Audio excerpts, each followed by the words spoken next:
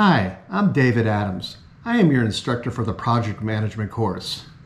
In the last unit, we completed adding the project activities to make the most robust project schedule. But we must take one last look at the required additions and see how it impacts the overall project plan. Specifically, we need to look at the project schedule. Were any of these activities adding additional tasks to the timeline? And does it conform with the project charter? That is, are we meeting both the time and cost requirements and maintaining the scope? Come with me as we develop the final project plan. In this unit, we'll address finalizing the project plan. As before, we'll review the plan the project phase. And then we'll talk about how to finalize the project plan, adding all the actions from the project activities from the last 5 units, adjusting the project task worksheet and project schedule from the additions we made from the project activities, and then finally presenting the final project plan and project baseline. And then we'll conclude with the best practices.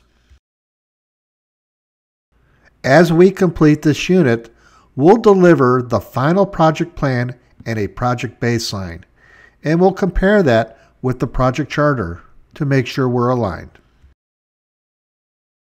Over the last 10 units, we completed 11 project activities, and we are now ready to migrate to the project baseline. But we need to take note, those adding project activities may have impacted the project schedule, adding additional days, and we'll have to check that against the project charter requirements. Once we have satisfied the comparison with the project charter requirements, we can move on and put together the project baseline. We can see from this slide the to-dos from the project activities are long. There are 7 of those. From the 7 additional project task activities, we created 8 different actions, but only 2 of those impacted the project schedule. The first one was adding the monthly meeting tasks, and the second is the development of the procurement statement of work, or SOW.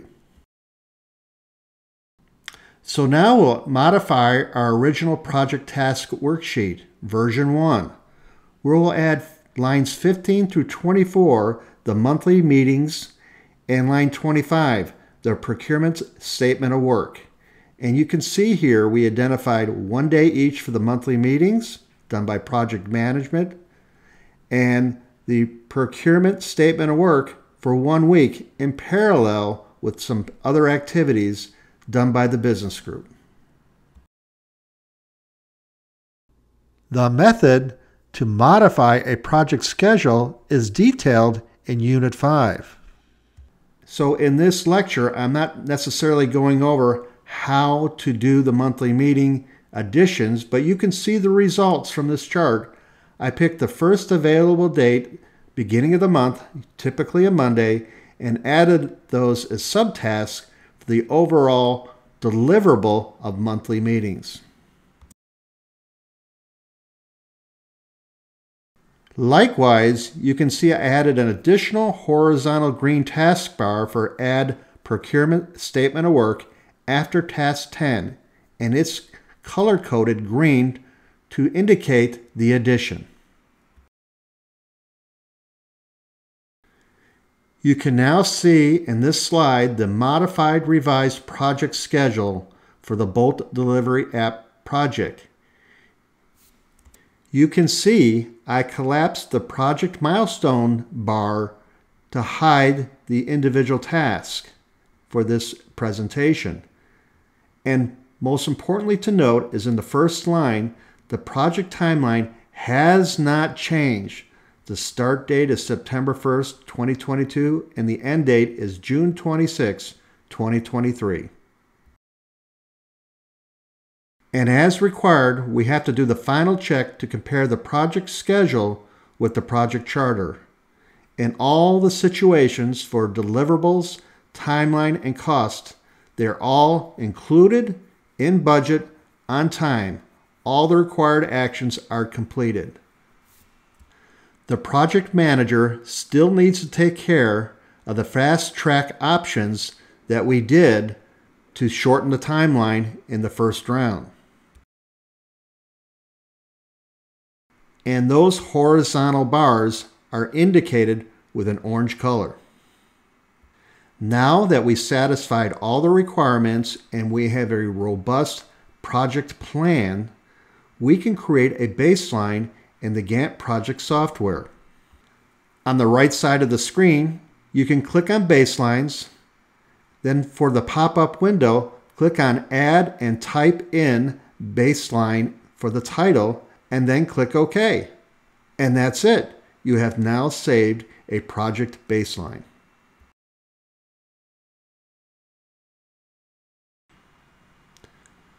With the project baseline established, your project plan has been completed. You can review this with your stakeholders. I would plan on exporting the entire file using the PDF option to share with your stakeholders. It's a very complete report, and you'll see an example in the D2L support materials. As stated previously, 90% of a project manager's work is in the project plan phase. You are now ready to start running the race. As an overview of best practices for finalizing the project plan, you need to add those new tasks identified from the project activities and put it in the project task worksheet and adjust the project schedule as required. You do the check against the project schedule, and when it's resolved, then you can publish the final project plan, communicate with the stakeholders, and create a baseline. Until next time.